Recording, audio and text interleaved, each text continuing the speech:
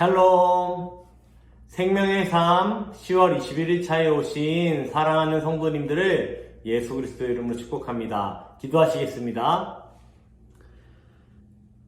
전능하신 하나님 아버지, 우리에게 욥기 말씀을 통해 주님을 더욱 알아가게 하심에 감사합니다.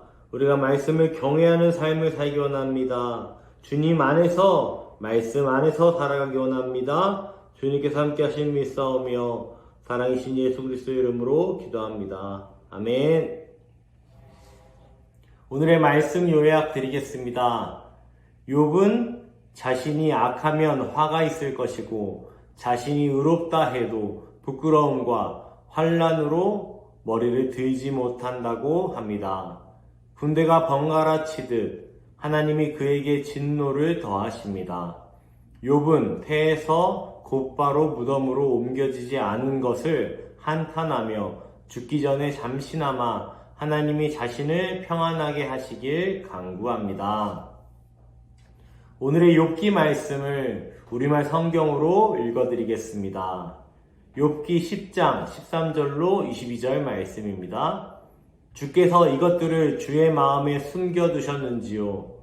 주께서 이를 염두에 두시고 계심을 내가 압니다.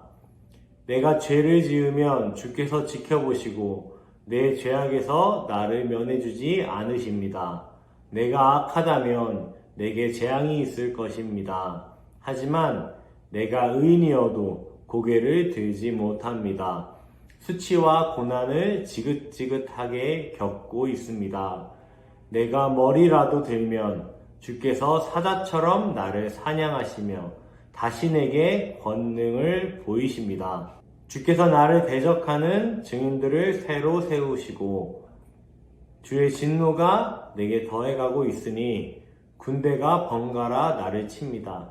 어째서 주께서 나를 모태에서 끌어내셨습니까? 아무 눈에도 띄지 않게 죽어버렸다면 좋았을 것입니다. 내가 차라리 없어야 했는데, 차라리 모태에서 무덤으로 바로 갔어야 했는데, 이제 내 인생도 얼마 없지 않습니까? 그러니 끝내주십시오. 나를 내버려 두어 잠시나마 평안하게 해 주십시오.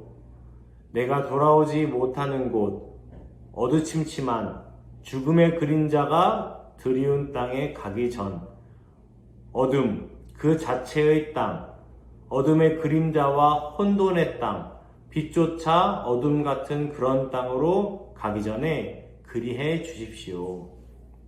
아멘. 욥은 하나님을 잘 아는 사람이었습니다.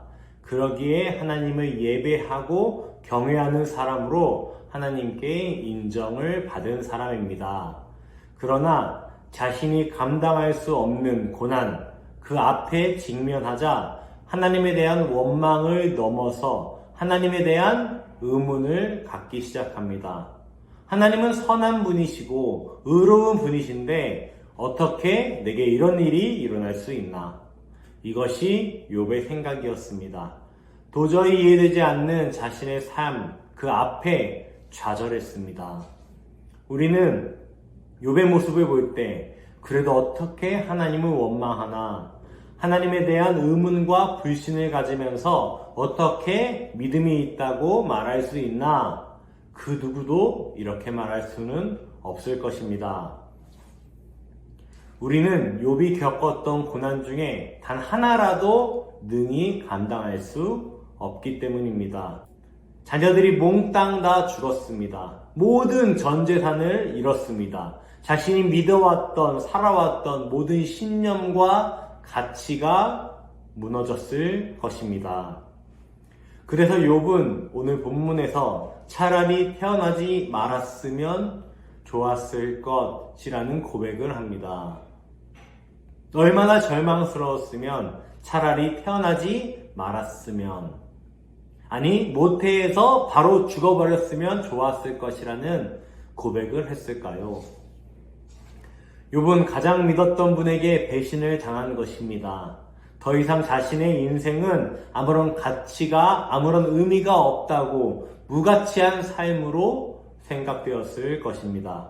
하나님을 너무나 사랑했고 경외했던 욥이 고난 가운데 탄식하는 모습을 볼 때 우리는 아픔과 허무함, 상실감을 느낄 수 있습니다. 하지만 우리는 그 상황을 허락하신 하나님의 의도를 생각해 봐야 합니다. 영화나 연극에서 사용되는 미장센이라는 용어가 있습니다. 이것은 프랑스어인데요.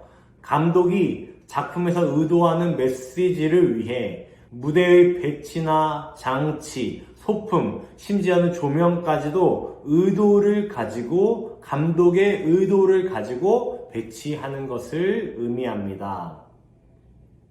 예를 들어 심각한 대화를 나누는 인물들의 배경이 사람이 많은 놀이동산이거나 화창한 봄날의 공원이라면 어울리지 않겠죠. 우리의 삶도 이것과 마찬가지로 모든 장면들이 하나님의 의도 안에서 일어나는 것임을 기억해야 합니다. 삶에 어려움이 있고 아무것도 의지할 수 없을 때, 다른 어떤 것에도 소망을 발견할 수 없을 때, 우리의 감독 되신 하나님께서는 그 시간을 통해, 그 환경과 상황을 통해 우리가 하나님만 바라보기를 원하십니다. 나에게 어려움이 찾아올 때 하나님 안에서 어려움을 이겨내고 삶에서 아무런 가치를 못 느끼는 상황이 찾아올 때 우리의 유일한 가치 되시는 하나님께 가치를 둘 수 있는 복된 성도님들과 제가 되기를 소망합니다. 적용 질문 드리겠습니다. 욥이 하나님의 떠나심을 요청하는 이유는 무엇인가요? 고난 가운데서 내가 진솔하게 하나님께 요청하고 싶은 것은 무엇인가요?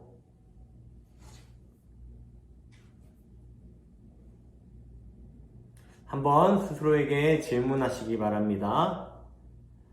한 절 묵상을 읽어드리겠습니다. 간절함보다 중요한 것은 올바른 방향입니다. 욥은 죽기 전 잠시나마 평안할 수 있도록 자신을 내버려 달라고 간청합니다. 그의 기도는 절박하지만 옳은 기도는 아닙니다. 욥은 하나님이 자신을 괴롭히시는 분이라 생각합니다. 그분이 자신을 내버려 두시는 것이 평안이라고 착각합니다. 이러한 오해 때문에 욥의 강구는 엉뚱한 방향으로 흐르고 맙니다. 성도는 어떤 상황에서도 신실하신 하나님을 신뢰하며 은혜를 구해야 합니다. 우리에게 주어진 역할과 환경은 하나님이 우리를 연단하시기 위한 과정이요 훈련장이다. 기도드리겠습니다. 사랑하시는 하나님 아버지, 하나님이 저를 죄인으로 낙인 찍으시고 내치시는 것보다 더 큰 두려움은 없습니다. 허물과 연약함, 부끄러운 모습이 드러나 하나님 앞에 떳떳하게 설 수 없는 저를 불쌍히 여겨주소서. 죽음의 그늘이 덮치기 전에 저를 건지셔서 주님의 평강으로 숨쉬게 하소서. 아멘.